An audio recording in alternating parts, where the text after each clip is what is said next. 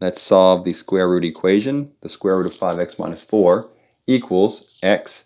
Okay, anytime that you have an x on the outside of the radical, okay, on both inside and outside of the radical, it's possible that you end up with extraneous solutions or extra solutions that are not true.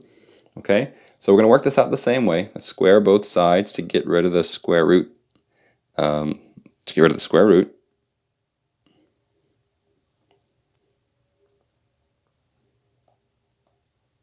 5x minus 4 equals x squared. Okay, this is a quadratic equation, so let's get it all equal to 0. I'm going to subtract 5x from both sides, and I'm going to add 4 to both sides.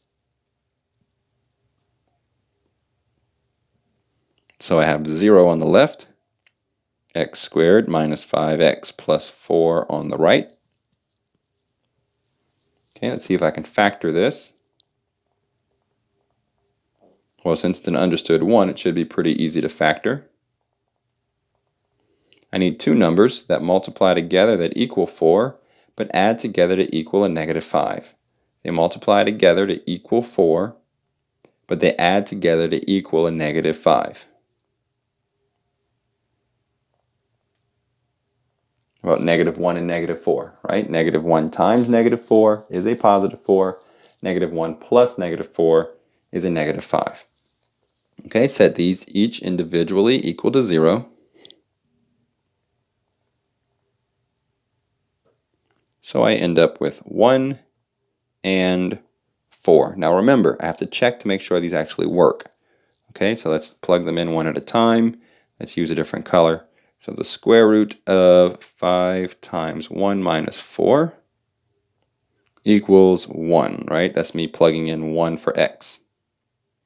Well, 5 times 1 is 5. And so 5 minus 4 equals 1. Square root of 5 minus 4 equals 1. Square root of 5 minus 4 is the same thing as square root of 1. Square root of 1 is 1. Okay, this all works out nicely, right? Nothing crazy happens there. So great. 1 is a solution. Let's try 4. So 5 times 4 minus 4 equals 4. 5 times 4 is 20. 20 minus 4 is 16. Square root of 16 is 4. Check, this one also works. So in this case, they both work. I have two solutions, 1 and 4.